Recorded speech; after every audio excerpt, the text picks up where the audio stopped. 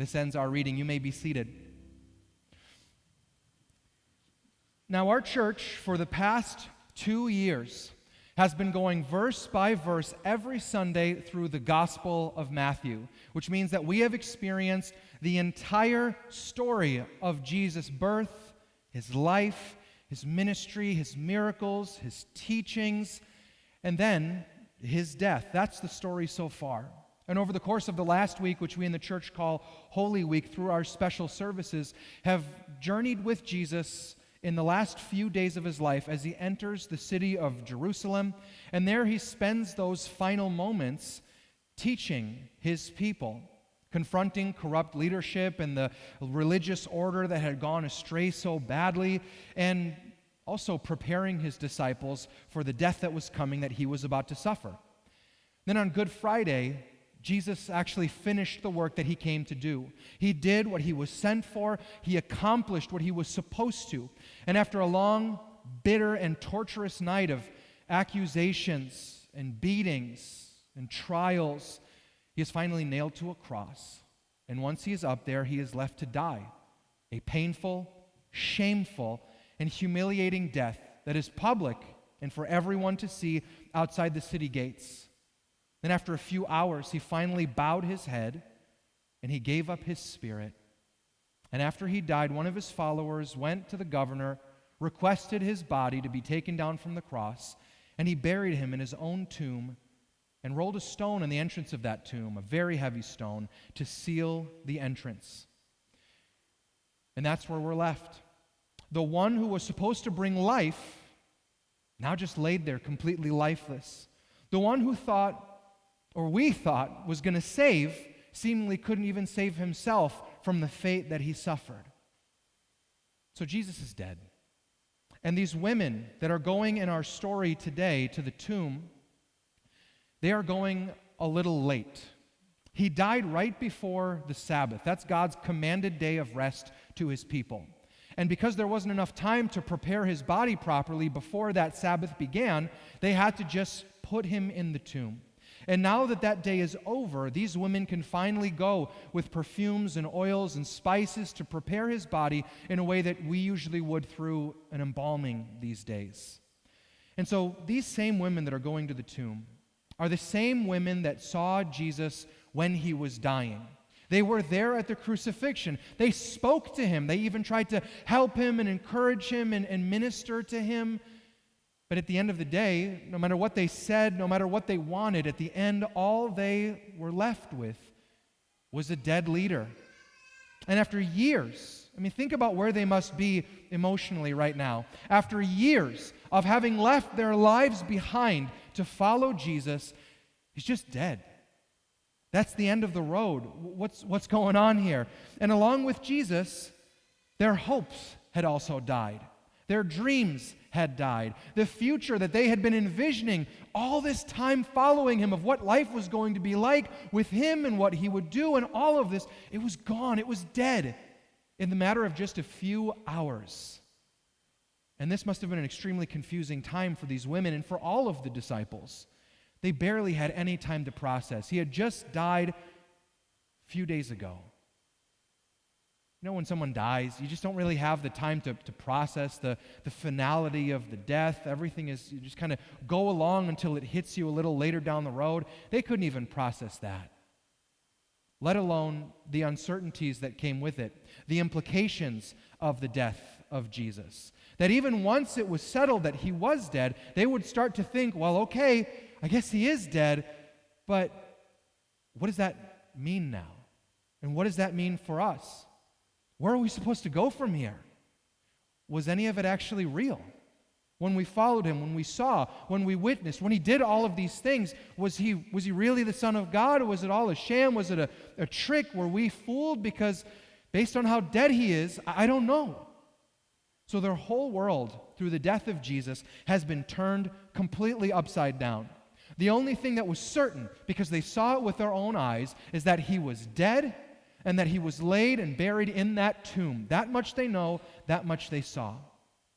And now, while so many questions linger, the only thing there is to do, just for now, is to prepare his body now that the Sabbath is over. And so when they arrive at the tomb, nothing goes as they expect. Something absolutely incredible happens. God shakes the earth as he sends one of his messengers, an angel, to these women. And as he comes, he rolls the stone away that had covered the entrance of the tomb. And the guards, they pass out for fear because they can't handle what's happening. They are just besides themselves. And as he does that, he sits on the stone and he starts speaking to the women.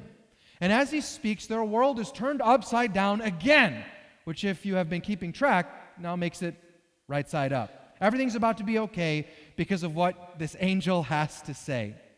And the angel tells them that this Jesus that they saw die is not in the tomb anymore. The Jesus who has been put to death and the Jesus who has been buried is now neither dead nor buried. In fact, he has risen from the dead. And the angel says, don't just take my word for it. Look yourself. See the place where he was laid.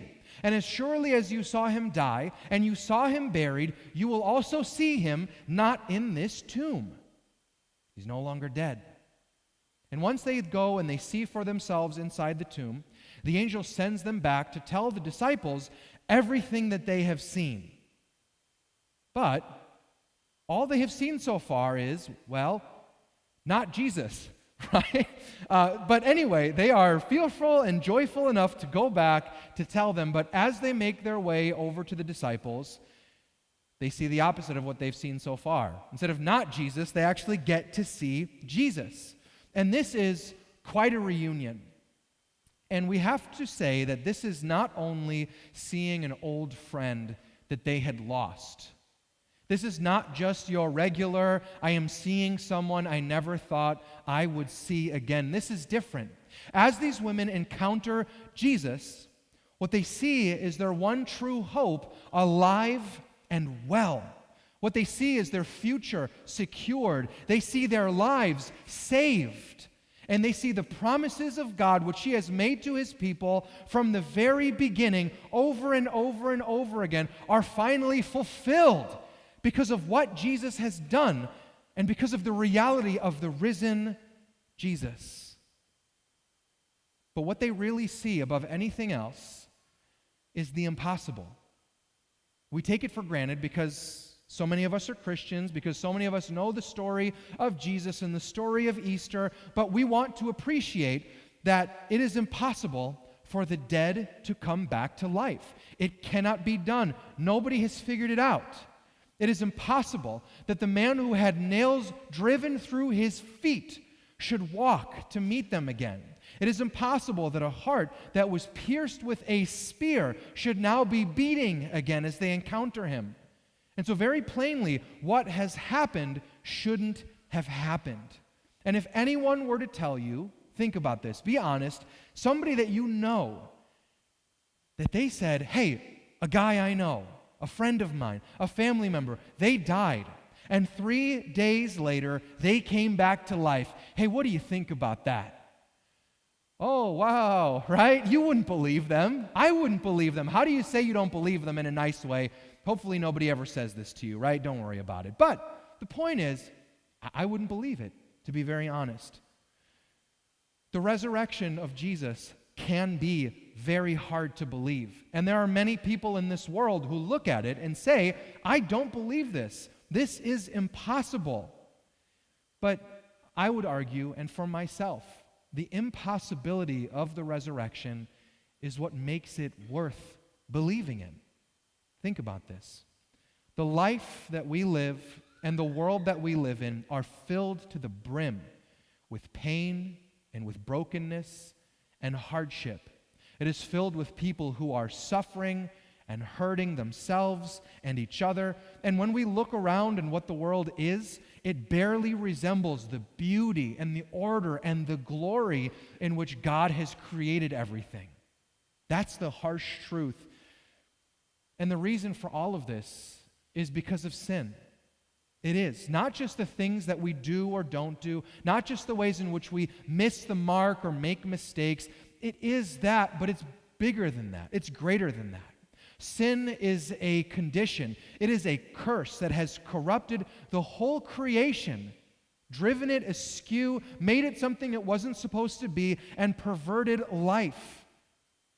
And this sin, all it brings at the end is death.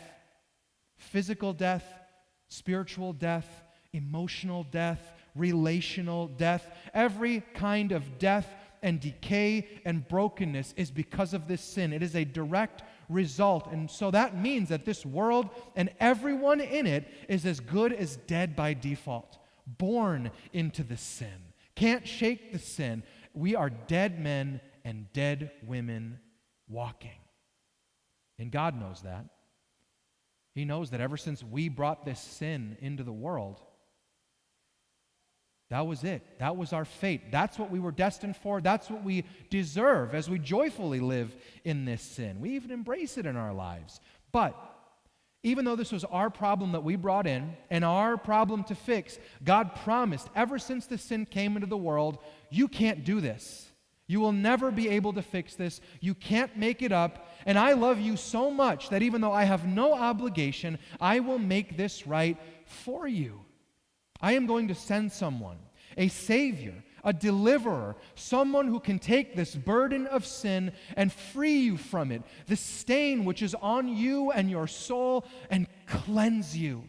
Someone who will take this death that you are steeped in and trade it for life and give it to you freely.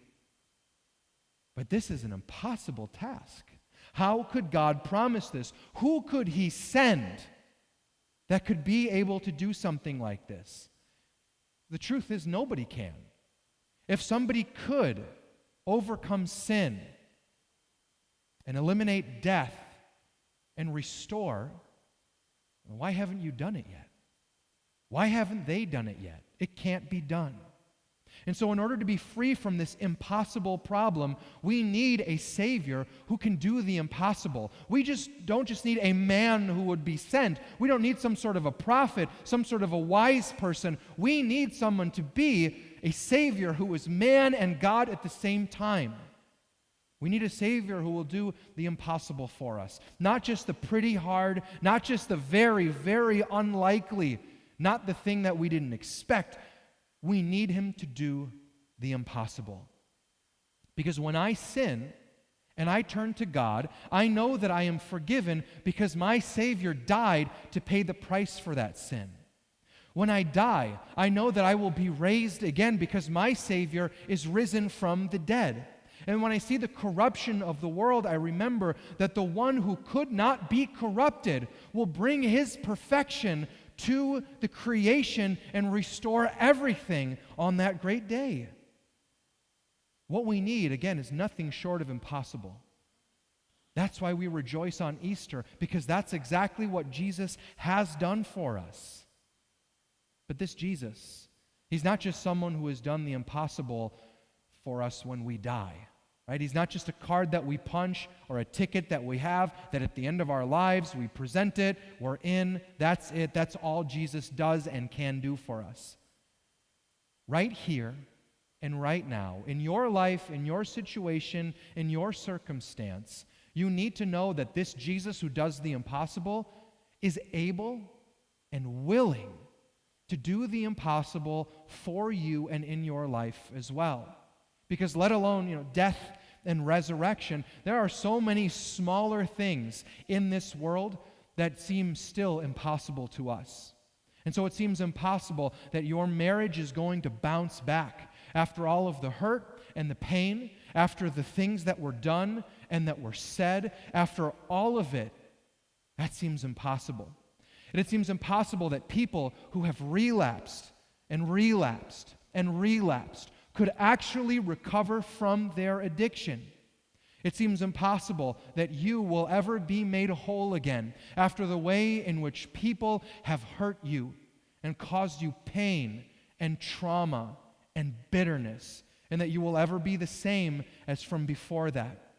It seems impossible that those who are so desperately lonely and orphaned and widowed would be in joyful community and family again. There's so much that seems impossible. But everything that has been lost, everything that has been taken, everything that has been broken, and everything that is missing will be restored by Jesus. And these are not just cliches. This is not just a stock list of bad things. These are things that have actually happened and are happening in this congregation and in the church on earth among God's people, as Jesus in the here and now continues to work and deliver and provide and heal in a way that only He can. And the best part of all of this is that Jesus does the impossible all while we do nothing. Jesus doesn't ask us to do anything. Jesus doesn't need us to do anything. We don't have to save ourselves. We do not have the burden of doing the impossible. All that there is left for us to do is not work hard or try hard or think hard enough and solve everything ourselves. All there is left to do for us is to have faith. That's it. Faith in the one who did it all for us, who has accomplished. And as we follow Him, as He teaches us, leads us, guides us, refreshes us in this life, we start to get our lives back. We start to become more whole. We start to become who God has made us to be as we forgive and are forgiven, as we are reconciled to God and to one another, as we are encouraged and given hope, as we start to lean on Him instead of ourselves for what He has done, is doing, and will do.